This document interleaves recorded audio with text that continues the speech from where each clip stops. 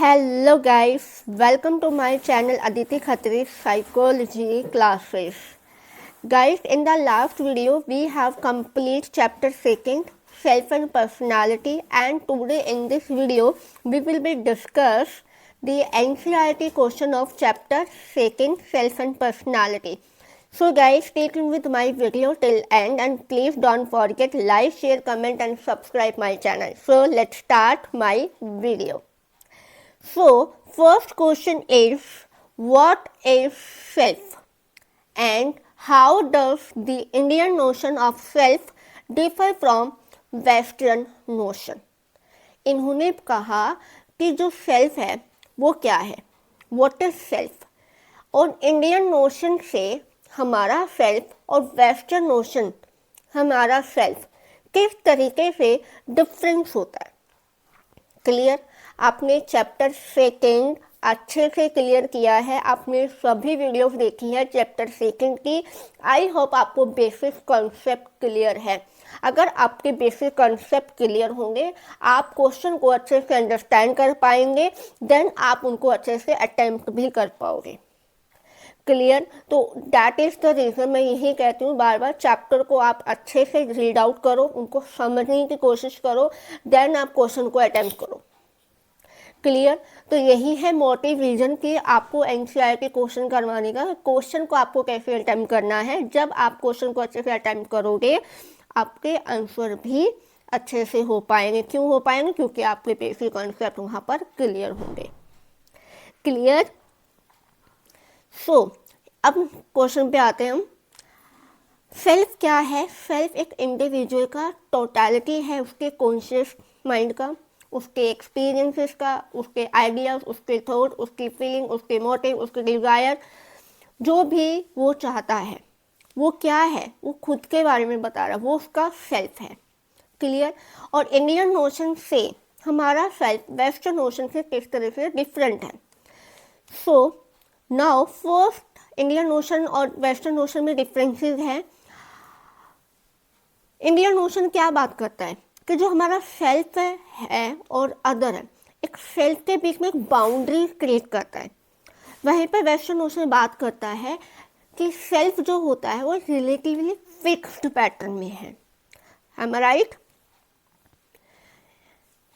Indian का जो भी नोशन होता है वो क्या है, उसका कोई क्लियर डायकोटोमीज नहीं है. ठीक है? और जो वेस्टर्न का है वहाँ पे सेल्फ और अदर को लेकर एक क्लियर डायकोटोमी बना हुआ है कि मैन और वुमेन है, सब्जेक्टिव ऑब्जेक्टिव है. क्लियर? एंड नेचर और मैन में डिफरेंस है. तो उनका एक क्लियर डायकोटोमी है, जबकि इंडियन नोशन का ऐसा कुछ नहीं है. क्लियर? वही बात ये करते हैं कि जो इंडियन कल्चर है, self generally not separated from one और ओन ग्रुप, ये सेपरेट नहीं है. बोथ आर, मतलब ये इनका जो हारमोनियस है वो कोएक्सिस्टेंस में रहता है. ठीक है? और इनकी जो वेस्टर्न नोशन है, इनका एक बाउंड्रीज है, दोनों में डिफरेंट एंटिटीज है इन दोनों की. क्लियर? इंडियन नोशन का जो कल्चर होता है वो कलेक्टिविस्टिक होता है. क्या होता है? कलेक्टिविस्टिक होता है, जबकि वेस्टर्न नोशन का जो भी कल्चर है वो इंडिविजुअल है. Note down the point, what is the notion of the self. जो इंडियन कल्चर का कैरेक्टराइज को डिफाइन किया गया वो कौन से रीजन में होगा, तो आपका आंसर होगा कलेक्टिविस्टिक एंड वेस्टर्न का इंडिविजुअल. क्लियर? तो आपको ये क्वेश्चन आ गया समझ में, I hope so. Second question is, second question क्या बात करता है?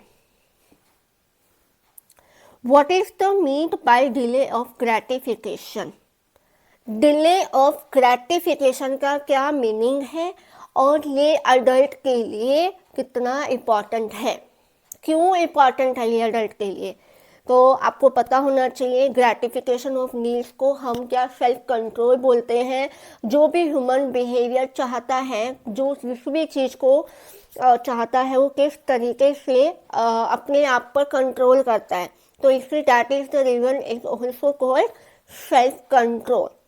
लर्निंग टू डिले और defer the gratification of needs is called self control. ठीक है. As a human being, we can control our behavior the way we want. We often decide to delay or defer the satisfaction of certain needs. Delay of gratification, also known as self-control, is a practice means learning to need and rewarding later. ठीक है. ये बात करते हैं delay of gratification की, और ये कहते हैं कि जो ग्रेटिफिकेशन और नीड है उसको हम सेल्फ कंट्रोल बोलेंगे, और एज ए ह्यूमन बीइंग हम हमारे बिहेवियर को कंट्रोल कर सकते हैं द वे वी वांट. ठीक है. और किससे हम अपने बिहेवियर को, अपने हर एक चीज़ को कंट्रोल करते हैं. एक ह्यूमन बीइंग के अंदर अपनी विल पावर होती है. किससे करते हैं हम? एक विल पावर होती है, उसके के अकॉर्डिंग क्या होती है? Will power. ठीक है. विल पावर के थ्रू हम अपने सेल्फ कंट्रोल करते हैं. क्लियर? आया समझ में? Okay. Then it is considered for adult development because any situation of life resistance, situational pressure and control over self they want, which is possible through what is the commonly known as will power. ये adult के लिए क्यों important होता है? क्योंकि life में बहुत सी situation होती है जहाँ पे कुछ सिचुएशन प्रेशर की वजह से हमें उसको रेजिस्टेंस करना पड़ता है. एक ह्यूमन बीइंग्स के लिए कंट्रोल अपना बिहेवियर जो भी वो चाहता है वो विल पावर से है, जो कि मैंने आपको ऑलरेडी बता दिया है. Delay of gratification means satisfaction of certain needs और प्रैक्टिसिंग. हम उसकी जितनी भी प्रैक्टिस करते हैं ये एक इम्पॉर्टेंट रोल प्ले करता है हमारे गोल को, लाइफ के जो भी गोल होते हैं उनको फुलफिलमेंट करने के लिए. क्लियर? जैसे फॉर एग्जाम्पल आपकी बुक में भी एक मेंशन किया हुआ एग्जाम्पल है कि इंडियन कल्चर के अंदर ये अफेक्टिव मैकेनिज्म को यूज़ किया जाता है ना. जैसे फास्ट रखना, व्रत रखना, रोज़ा होना, है ना. ये क्या है? अपने सेल्फ कंट्रोल के लिए. और सेल्फ कंट्रोल किससे आता है? हमारी विल पावर से. सॉरी, मैं दोबारा लिख देती हूँ यहाँ पे. Will power. मेरी राइटिंग भी मत जाना, इट्स डिजिटल. ओके. ये क्या है? हमारी विल पावर से आता है. अब साइकोलॉजिकल टेक्निक्स भी होती है हमारे सेल्फ कंट्रोल के लिए. तो फर्स्ट क्या है? Observation on behaviour. ठीक है. ऑब्जर्वेशन क्या? आप जो बिहेव कर रहे हो उस बिहेवियर को ऑब्जर्व करना. आप कब क्या बिहेव कर रहे हो, किसके साथ कैसा बिहेव कर रहे हो, छोटों के साथ कैसा बिहेव कर रहे हो, और खुद के साथ आप कैसा बिहेव कर रहे हो, उनको ऑब्जर्व करना है. देन उनमें चेंज लेके आना है, उनमें मॉडिफाई करना है, उनकी स्ट्रेंथ क्या है, वॉट एवर. क्लियर? सेकंड क्या है? इंस्ट्रक्शन. इंस्ट्रक्शन कैसे देनी है आपको? अपने आप को देनी है. ठीक है. अपने आप को इंस्ट्रक्शन देनी है कि आपको कहाँ पे नहीं, आज मेरा फास्ट है, आज मेरा ये है, मुझे नहीं खाना है, आज मैं डाइटिंग पे हूँ तो मुझे कंट्रोल करना चाहिए, मुझे इस तरह की चीज़ें नहीं खानी चाहिए, मुझे जंक फूड नहीं खाना चाहिए, मुझे खुद पे कंट्रोल होना चाहिए. ये किससे होती है? हमारी विल पावर से. यहाँ पे क्या है? हम सेल्फ इंस्ट्रक्ट हो रहे हैं, खुद को सेल्फ इंस्ट्रक्शंस दे रहे हैं. क्लियर? थर्ड आता है self reinforcement. Self reinforcement means that कि आपने बहुत अच्छा काम किया है और आपको क्या करना है? आपको उस काम के लिए बेस्ट क्या चाहिए? आपको बेस्ट रिवॉर्ड देना है कि मैंने आज ये अच्छा वर्क किया है तो मैं खुद को वो रिवॉर्ड दूँ. ठीक है. अगर आपने एग्ज़ाम में अच्छे मार्क्स लेके आए हो तो आप जाके खुद से पार्टी भी कर सकते हो, आप जाके कुछ अच्छी चीज़ खा सकते हो, या आप अपने फ्रेंड्स, अपने बच्चों के लिए कुछ गिफ्ट ले सकते हो, आप अपने लिए गिफ्ट ले सकते हो, आप अपने लिए शॉपिंग कर सकते हो। ये क्या है? Self reinforcement. Clear? So we have discuss two question, what is self and second question is delay of gratification. I hope आपको दोनों क्वेश्चन अच्छे से क्लियर हो गए होंगे। मैं आपको सिर्फ और सिर्फ मेन चीज बता रही हूँ जो आपको अटेम्प्ट करना है, ठीक है? बाकी आपने चैप्टर अच्छे से पढ़ा हुआ है, आपको समझ में आ गया होगा। अगर कहीं भी कोई डाउट आ रहा है तो please ask me in comment section. Okay, so now third question. Third question क्या है? 1 second.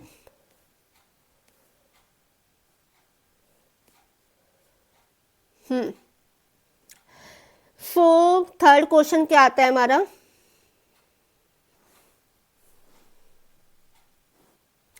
How do you define personality and what are the main approaches to the study of personality? First question, question को आप ध्यान से पढ़ना है, read out करना है, देन क्या आंसर आपको देना है।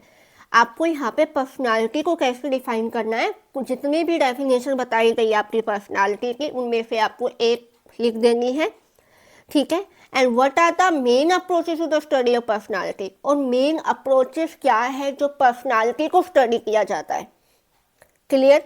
आई होप क्वेश्चन आपको समझ में आ गया। देन क्या है, पढ़ते हैं आंसर।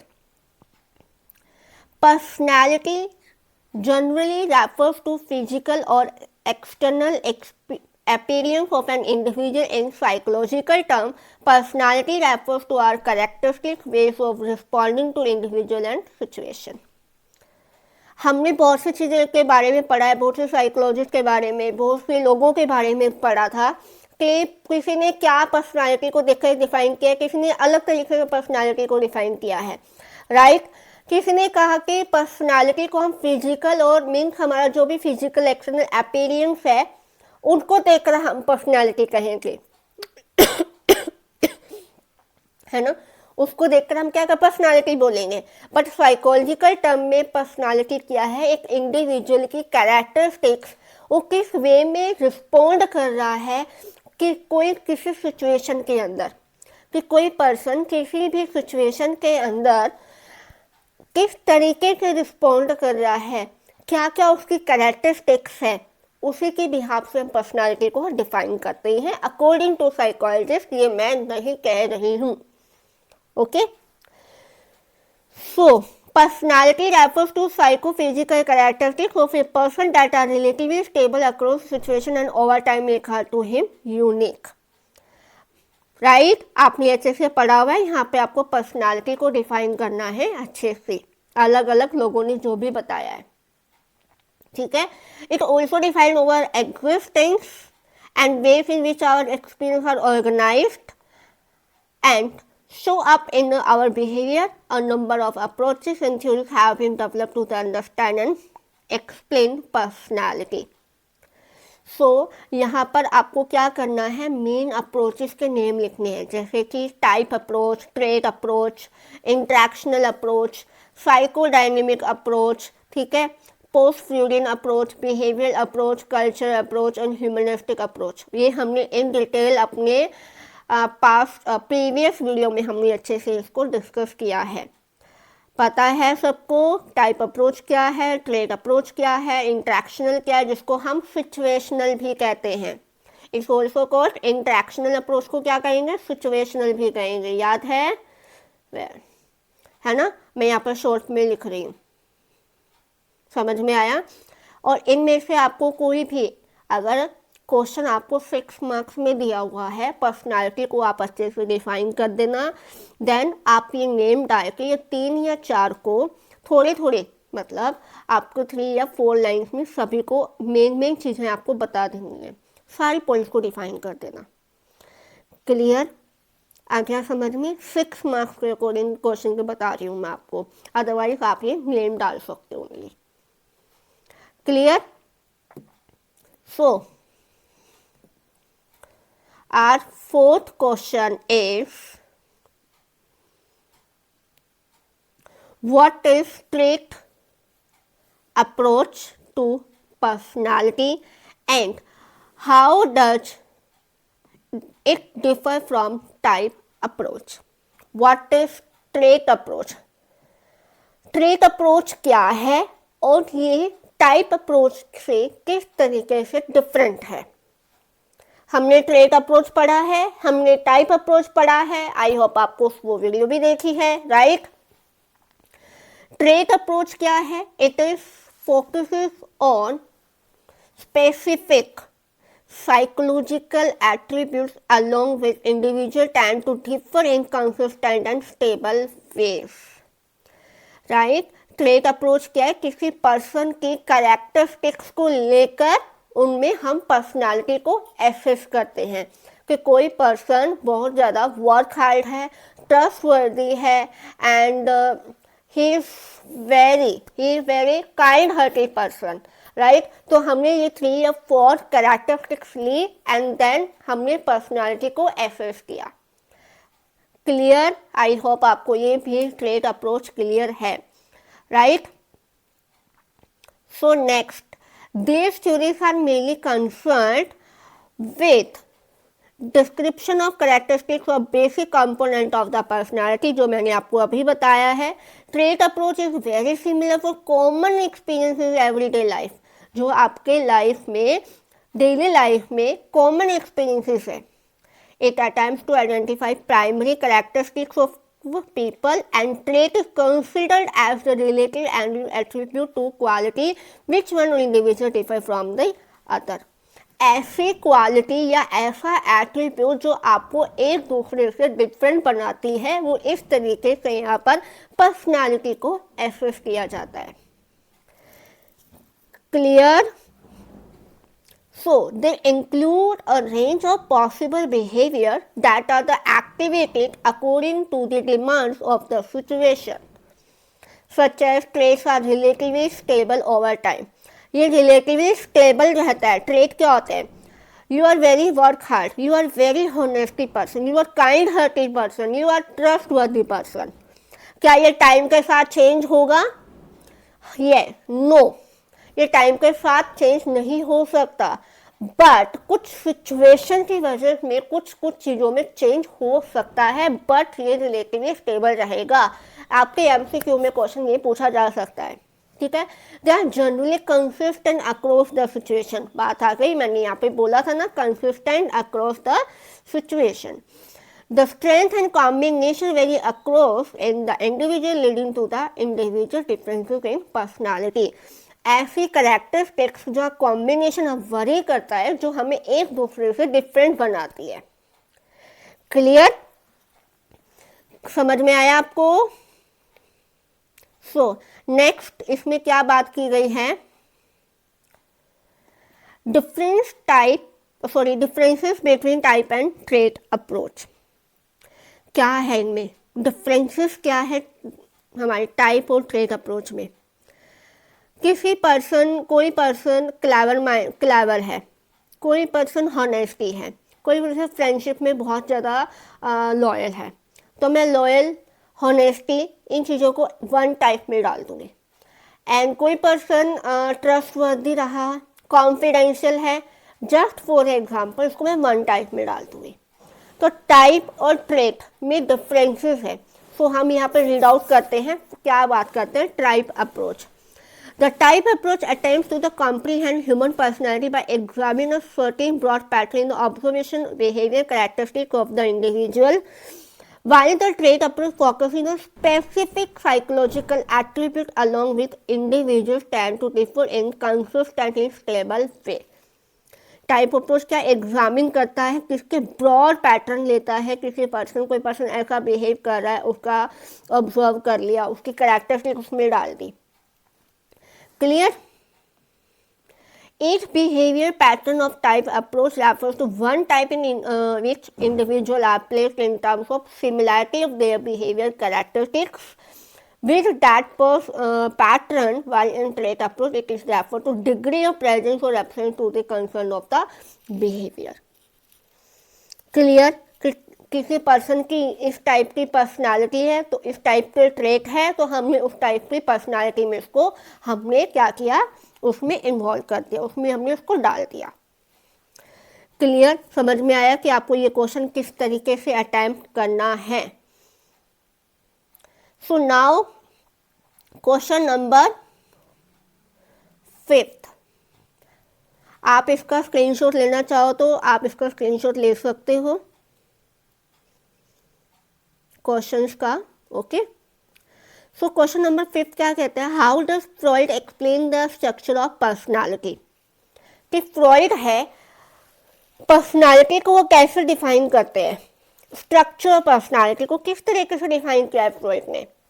फ्रॉइड ने 3 टाइप के एलिमेंट ऑफ पर्सनालिटी को डिस्क्राइब किया है। ठीक है, तो फर्स्ट क्या है, ईग, ईगो, सुपर ईगो। मैं आपको बिल्कुल शॉर्ट में समझाऊंगी, ये बिल्कुल वेरी वेरी इम्पॉर्टेंट है ये थ्योरी, फ्रॉइड का कॉन्सेप्ट जो है। ठीक है, ईग क्या करता है, ये प्लेजर प्रिंसिपल पर बेस्ड होता है, लाइफ और इंस्टिंक्ट के बारे में बात करता है। ये राइट और रॉन्ग कुछ भी नहीं देखता है, इसको जो चाहिए इमीडिएटली वो चाहिए इसकी। ठीक है, जो भी नीड्स है, डिजायर है, उसको इमीडिएटली वो ग्रैस्प करना है। क्लियर? ये बात करते हैं ईड। नेक्स्ट आता हमारा ईगो। ईगो क्या कहता है, ईगो रियलिटी प्रिंसिपल पर बेस्ड है। ठीक है, ये क्या है, रियलिटी प्रिंसिपल के बारे में बात करेगा कि ये चीज़ तो ये चीज़ है, वो ये भी चीज़ यही है। अगर तुम बाहर जाओगे तुम्हें बहुत ज़्यादा, क्या मैं जस्ट एग्जांपल देती हूँ इसका, ये रियलिटी बताएगा। ठीक है, ईड को समझाएगा, देख तेरी नीड्स ओके है, अगर आप आज बारिश में बाहर जाओगे तुम भीग जाओगे या फिर तुम बीमार हो जाओगे। ठीक है, तुम्हें बाहर नहीं जाना चाहिए।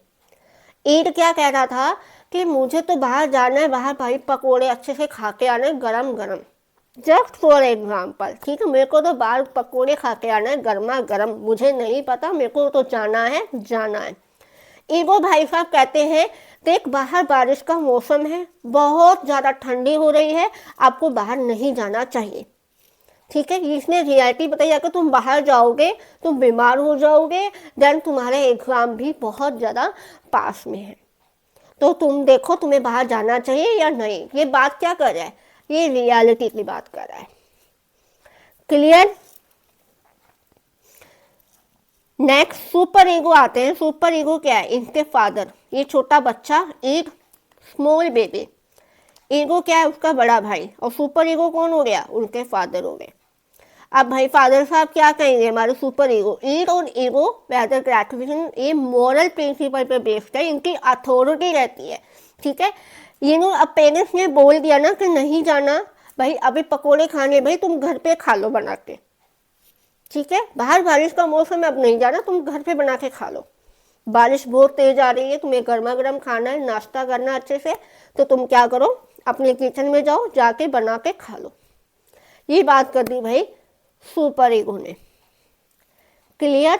तो सुपर ईगो एक और ईगो के ग्रेटिफिकेशन के बारे में बात करता है, वो एथिकली बात करता है, वो इन चीज़ों में हेल्प लेने की बात करता है, वो अथॉरिटी की बात करता है, वो सोशलाइजेशन की बात करते हैं सुपर ईगो। क्लियर? तो आपको जो क्वेश्चन पूछा जाता है आपके उसी के अकॉर्डिंग आपको आंसर अटेम्प्ट करना है, और उसी के, और मार्क्स कितने के हैं, 4 मार्क्स में, 6 मार्क्स में या 3 मार्क्स में, तो उसी के अकॉर्डिंग आपको आंसर भी बनाना होता है। Clear? So now 6th question is, how would Harni explanation of depression be different from that of Alfred Adler. अब जो हॉर्नी एक्सपेरिमेंट्स थी, एक्सप्लेनेशन किया है कैरन हॉर्नी ने। कैरन हॉर्नी ने एक थ्योरी बताई थी, ठीक है, और उन्हें एक्सप्लेन किया है कि जो अल्फ्रेड एडलर की है वो डिप्रेशन के बारे में कुछ बताती है, वो किस तरीके से डिफरेंट है। तो कैरन हॉर्नी और एडलर फिल्म बोथ, इनकी थ्योरी क्या होता है, साइकोलॉजिकल डिसऑर्डर पे बेस्ड है। हार्नी एक ऑप्टिमिस्ट व्यू को क्या करती है, ऑप्ट करती है, और वो ह्यूमन ग्रोथ और सेल्फ एक्चुअलाइजेशन के बारे में एम्फेसाइज करती है। और वहीं पर एडलर की थ्योरी एक इंडिविजुअल साइकोलॉजी है जो ह्यूमन बिहेवियर को मोर देन एम्फेसाइज को प्रोवाइड करती है। ठीक है, कैरन होर्नी साइकोलॉजिकल डिसऑर्डर के बारे में बात करती है कि जिन बच्चों का चाइल्डहुड रिलेशनशिप जब डिस्टर्बेंस हो जाए किसी इंटरपर्सनल रीजन की वजह से, तो वहाँ पर जो बच्चा होगा अपने पेरेंट्स के प्रति डिस्करेजिंग बिहेव करने लग जाएगा, इरिटेट हो जाएगा, ही फील लाइक इनसिक्योर। ठीक है, उनमें क्या होता है, बेसिक एंजाइटी डेवलप होने लग जाते हैं। जैसे फॉर एग्जाम्पल, अगर हम बच्चों को अच्छे से उनकी केयर नहीं करेंगे, है ना, एक अच्छे से हमेशा उनके गुस्से में, एंगर में, फ्रस्ट्रेटेड होकर बात करेंगे, अगर इनके इंटरपर्सनल रिलेशनशिप डिस्टर्ब हो जाए तो उनकी वजह से एक डिसऑर्डर डेवलप ले लेता है बच्चे के अंदर, जिसकी वजह से बच्चा एक इनसिक्योर की फीलिंग डेवलप करता है, इरिटेट हो जाता है, डिस्करेजिंग रहता है, जिसके हम बेसिक एंजाइटी भी बोलते हैं according to Karen Horney. Clear? So most important theory है वही, अच्छे से आपको याद होनी चाहिए। ठीक है, डीप रिसेंटमेंट की बात करते हैं, पेरेंट्स को बेसिक हॉस्टिलिटी के बारे में बात करते हैं। ठीक है, एंजाइटी के बारे में बात करते हैं, डोमिनेंट हो जाना, इस तरीके से ये आपकी थ्योरी है। समझ में आई? एडलर का कॉन्सेप्ट आपको इसमें ऐड ऑन करना है और इसमें आपको क्या करना है, कैरन हॉर्नी का। Clear? Deep resentment towards the parents to the basic hostility occurs due to this anxiety by showing excessive dominance or differences, or by that provide too much and too little appropriate parents can be generate among children feeling of the isolation and helplessness which interfere with their healthy development.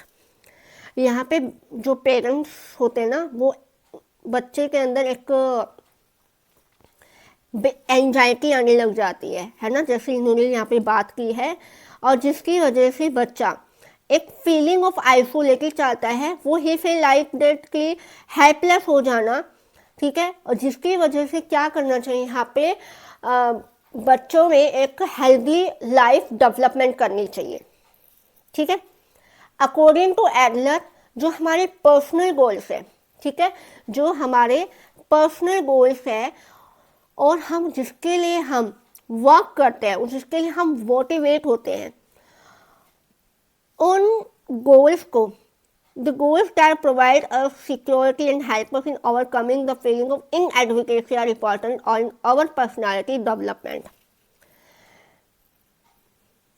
According to Adler, हमारे life के personal goals होते हैं, उन goals को हम fulfil करने के लिए मोटिवेट होते हैं। ठीक है, जिससे हमें सिक्योरिटी मिलती है। जब हमें वो काम नहीं कर पाते हैं तो हमें एक इनसिक्योरिटी, इनएडुकेसी फीलिंग को कम करने के लिए हमारी जो पर्सनालिटी डेवलपमेंट होती है, ठीक है, अगर हमारे कोई भी काम, कोई भी पर्सनल गोल फुलफिलमेंट नहीं हो पा रहे हैं तो हमारे अंदर इनएडुकेसी की फीलिंग आने लगती है, जिसकी वजह से हम एक हेल्दी लाइफ को क्योर नहीं कर पाते, है ना। तो यहाँ पे एडलर का मोटिव रहता है कि हमारी जो भी गोल्स और जो भी गोल्स है हमारे लाइफ के, जो भी हमारी डिजायर है, मोटिवेशन है, उन्हें एक सिक्योरिटी प्रोवाइड की जानी चाहिए, उन्हें एक हेल्प दी जानी चाहिए, जिससे हमारी इनएडुकेसी की जो भी फीलिंग आ रही है उसको हम ओवरकम कर सके। क्लियर? एडलर का यहाँ पे ये यूज था कि जो भी इंडिविजुअल इन फीलिंग्स के साथ सफ़र कर रहा है, जो भी इंडिविजुअल इन फीलिंग के साथ सफ़र कर रहा है ना, उनमें गिल्ट, इनफीरियरिटी और क्या है, कॉम्प्लेक्स, ये चीज़ें अराइज होने लग जाती हैं इन फ्रॉम चाइल्डहुड के टाइम पे। So overcome this complex is essential for optimal personality development. और इन्हीं ओवरकम जो भी फीलिंग आती है, इन्हीं चीज़ों को कम करने के लिए पर्सनालिटी को एक ऑप्टिमल लेवल देना चाहिए। क्लियर? आ गया समझ में? सो 7th क्वेश्चन आता है हमारा, What is the main proposition of humanistic approach to personality? What did Maslow mean by actualization? अब यहाँ पे ह्यूमनिस्टिक अप्रोच को यहाँ पे आपको डिफाइन करना है और मास्लो का यहाँ पर सेल्फ एक्चुअलाइजेशन का क्या मतलब है आपको वो बताना है।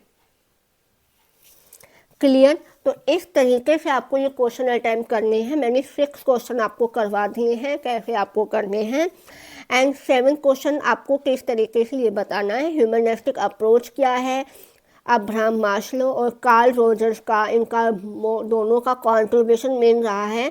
ठीक है, ये बताते हैं हमारे सेल्फ एक्चुअलाइजेशन के बारे में। क्लियर। तो आपको पूरा यहाँ पे ह्यूमनिस्टिक अप्रोच को अच्छे से डिफाइन करना है। आप इसमें पढ़ सकते हो, इसका कोई स्क्रीनशॉट ले सकते हो आप। ठीक है, नेक्स्ट क्वेश्चन आता है discuss main observation method used in personality assessment. आपको मेन ऑब्जर्वेशनल मेथड को यहाँ पर डिस्क्राइब करना है जो पर्सनालिटी असेसमेंट में यूज किया गया है। Right, so observation is the method which is very commonly used for the assessment of personality. It requires careful training of the observer and a fairly detailed guideline about the analysis of the behavior to assess the personality of a given person. So first बताया है behavior rating। आपको बताया गया behaviour rating क्या है, कहाँ पे use होता है। इस पर्सनालिटी का असेसमेंट यूज किया जाता है कहाँ पे, एजुकेशनल और इंडस्ट्रियल सेटिंग के अंदर। ठीक है, जहाँ पे एक दूसरे का इंटरेक्ट किया जाता है, उनके पास बिहेवियर को ऑब्जर्व किया जाता है, किस तरीके से वो बिहेव कर रहे हैं, क्या क्या उनमें क्वालिटीज है। ठीक है, फिर एक रेटिंग दी जाती है। अगर कोई पर्सन क्लेवर है, ठीक है, इस तरह से रेटिंग दी जाती है। कोई पर्सन क्लेवर है तो वो 7 मार्क्स पे है। कोई पर्सन बहुत ज़्यादा क्या है, हॉनेस्टी है तो उसको 9 नंबर दे दिया, है ना। तो इस तरीके का बिहेवियर को रेट किया जाता है कि वो हर सिचुएशन में किस तरीके का रिएक्शन दे रहा है, बिहेव कर रहा है, उसी के अकॉर्डिंग उसको बिहेवियर रेट किया जाता है। क्लियर, इसमें यही है और आप अच्छे इसको रीड आउट कर लेना, इसका स्क्रीनशॉट ले सकते हो आप। ठीक है, नॉमिनेट बनाना। ठीक है, लॉन्ग नॉमिनेशन मेथड का यूज किया जाता है पेड असेसमेंट के लिए। ठीक है, ये उन पर्सन के साथ भी यूज हो सकता है जो लॉन्ग टाइम से इंटरेक्शन कर रहा है, जो अच्छे से who know each other very well. In using nomination, each person is asked to one or more person of the group who selects like to work, study, play, participate in other activity, and the person may also ask to specify the reason for his choice.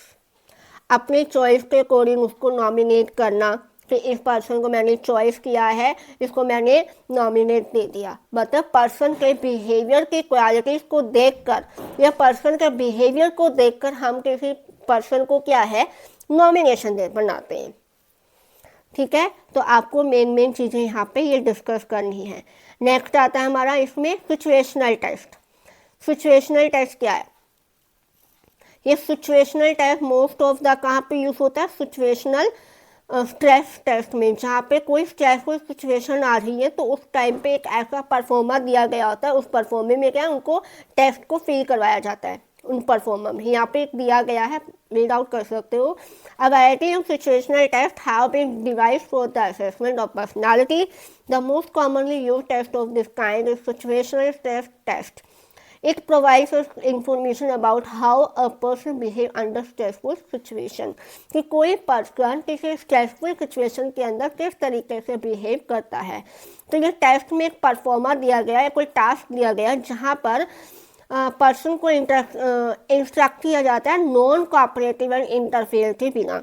ठीक है, आपको एक role play करना है, उस role के अंदर कोई पर्सन आपको ऑब्जर्व कर रहा है, एक वर्बली रिपोर्ट तैयार करनी है और जो रियलिस्टिक होनी चाहिए। ठीक है, एक वीडियो बना सकते हो आप, रिपोर्ट तैयार कर सकते हो आप, उसमें लिख सकते हो, राइट। तो इस तरीके से आपको एक सिचुएशनल टेस्ट दिया जाता है जहाँ पे पर्सनालिटी को एसेस किया जाएगा। क्लियर। सो 9th क्वेश्चन आता है, what is the mean by structure personality test, which are the two widely used the structure personality test. Structure personality test कौन कौन से होते हैं? पहले बताना है स्ट्रक्चर पर्सनालिटी टेस्ट होते क्या है। ठीक है, ये किसने यूज़ किए थे, हमारे आलपोर्ट ने यूज़ किए थे, है ना, ट्रेड अप्रोच के है ना ये फादर, इन्होंने किसने यूज़ किए थे, आलपोर्ट ने यूज़ किए थे, और जहाँ पे यूज़ होते हैं सेल्फ रिपोर्ट मेजर के अंदर। ठीक है, तो यहाँ पे टाइप्स ऑफ पर्सनालिटी टेस्ट को डिफाइन किया गया है। द मिनीसोटा मल्टीफेसिक पर्सनालिटी इन्वेंट्री, जहाँ पे हाथवे और मैकेल ने इस टेस्ट को डेवलप किया था। किस चीज़ के लिए, जो साइकेट्रिक, जो भी मेंटल डिसऑर्डर से सफ़र कर रहे हैं, उन चीज़ों, उन मेंटल डिसऑर्डर को डायग्नोज करने के लिए टेस्ट को यूज़ किया गया था, जिसका टूल नेम क्या है, psychiatric diagnosis. Clear. But test found very effective varieties of psychopathology, जहाँ पे MMPI-2 को रिवाइज किया गया और 5, 6, 7 में स्टेटमेंट होती है। आई होप आप इसको रीड आउट कर लेना, ये आपके सारा कुछ को नेम को लर्न ही रखने हैं आपको, सारे 10 सब स्किल होंगे किस चीज़ को ये डायग्नोज करता है ये टेस्ट। सेकंड आता है आइजिंग पर्सनालिटी क्वेश्चनियर, जो किसने किया है, आइजिंग ने। ठीक है, इनमें 2 डायमेंशन बताते हैं, कौन सी, एक्सट्रोवर्ट और इंट्रोवर्ट, और इमोशनली स्टेबल, इमोशनल और अनस्टेबल। इसमें 32 पर्सनालिटी ट्रेट होते हैं। जो थर्ड डायमेंशन आती है उसको हम साइकोटिज्म बोलते हैं। ठीक है, और ये लिंक किसके साथ होता है, साइकोटिज्म साइकोपैथोलॉजी के रिलेटेड ये लिंक होता है, जो पर्सन फीलिंग ऑफ अदर, जिसके अंदर दूसरे के प्रति कोई फीलिंग ही नहीं है, ठीक है, इंटरेक्टिंग नहीं कर पाते, उनको इंटरेक्ट होने में बहुत ज़्यादा डिफ़िकल्टी फील होती है, उन पर्सन के लिए आइजिंग पर्सनालिटी क्वेश्चनियर को यूज़ किया गया है। ठीक है, ये होता है साइकोटिज्म। सो 10th क्वेश्चन आता है हमारा, explain how projective technique assess personality. मतलब प्रोजेक्टिव जो टेक्निक है पर्सनालिटी को एसेस करने के लिए, उनको आपको एक्सप्लेन करना है। एंड सेकंड क्वेश्चन इसमें क्या है, which projective test of personality are widely used by psychologist, और कौन से प्रोजेक्टिव टेस्ट है जो पर्सनालिटी को वाइडली यूज किया जाता है साइकोलॉजिस्ट के थ्रू। ठीक है, सो आपको बताना है प्रोजेक्टिव टेस्ट क्या होते हैं, जो हमारे अनकॉन्शियस मोटिव फीलिंग्स होते हैं उनको मतलब उनको डेवलप करने के लिए, उनको कॉन्शियस माइंड में लाने के लिए इन टेस्ट का यूज़ किया जाता है। ठीक है, इनकी basic assumption life structure unstructured जो होती है, उनके फीलिंग नीड्स डिज़ायर किस सिचुएशन में, जो भी अनकॉन्शियस माइंड में उसको जो चीज़ चल रहा है उनको कॉन्शियस माइंड में लाने के लिए प्रोजेक्टिव टेस्ट को या प्रोजेक्टिव टेक्निक को यूज़ किया जाता है, ताकि हम पर्सन की पर्सनालिटी को अच्छे से एसेस कर सकें। क्लियर, समझ में आया। सो इसमें कौन कौन सी आपकी वो आती है, कौन कौन से आते हैं, एक थीमेटिक परसेप्शन टेस्ट टीएटी, जहाँ पे पिक्चर दिखाई जाती है, रोजन विक पिक्चर फ्रस्ट्रेशन स्टडी, जहाँ पे पीएफ स्टडी जिसमें कार्टून वगैरह दिखाए जाते हैं। ठीक है, सेंटेंस कंप्लीशन टेस्ट, जहाँ पे आपको कोई सेंटेंस दे दिया तो वहाँ पे आपको हाफ सेंटेंस कंप्लीट करना होता है। ठीक है, ड्रॉ अ पर्सन, आपको बोल दिया जाएगा कोई एक सर्कल है और इसको आपको कोई भी ड्रॉ करके बताना है। क्लियर, समझ में आया।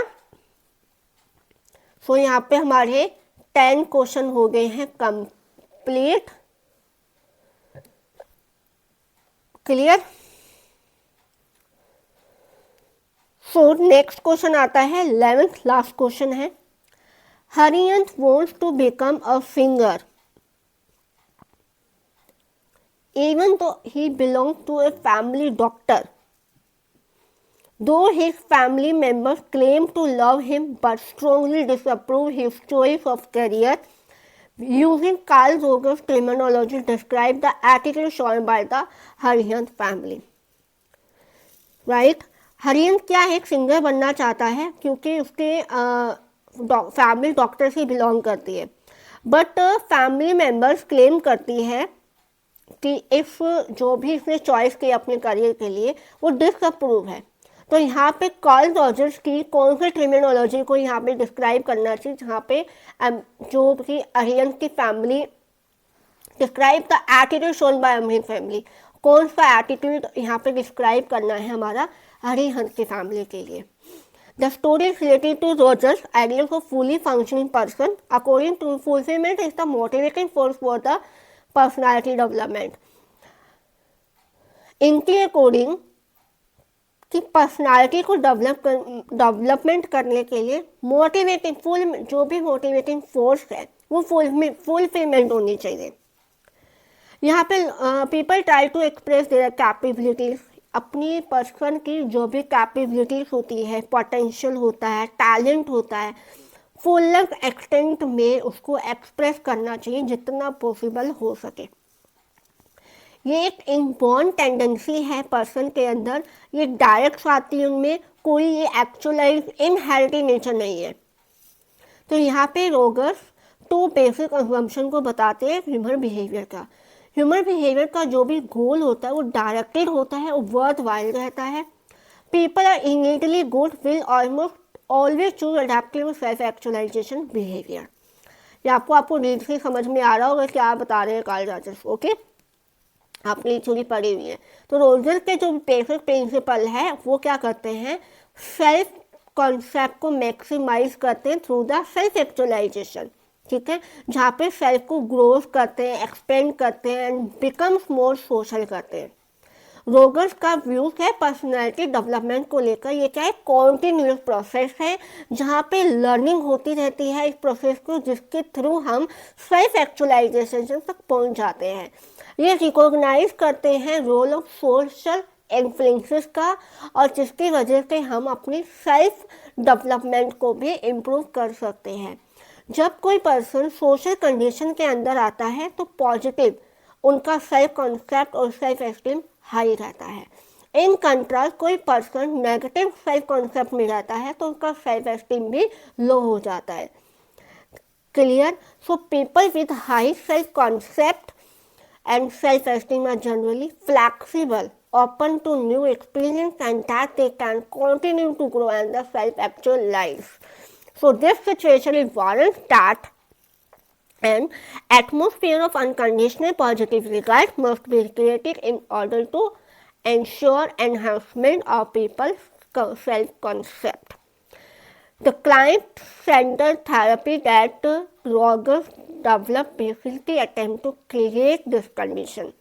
So the Aryan family will disapprove his choice of career. They want him to be a doctor to satisfy the self-concept. Aryan family will want him to pursue career of the inherited nature. He becomes stubborn about it, even though they love him. They will try the best to stop him from choosing the career of singer, which is not in the interest. Clear? आ गया समझ में? आई hope आपको आज का ये lecture अच्छे से क्लियर हो गया होगा। फिर भी कोई डाउट है सो ask me in comment section. हमने एनसीईआरटी क्वेश्चन को कवर कर लिया है, इसी के साथ हमारा चैप्टर भी कंप्लीट हो जाता है। सो हम मिलेंगे हमारे नेक्स्ट चैप्टर के साथ हमारी नेक्स्ट वीडियो में। तब तक bye bye, have a nice day.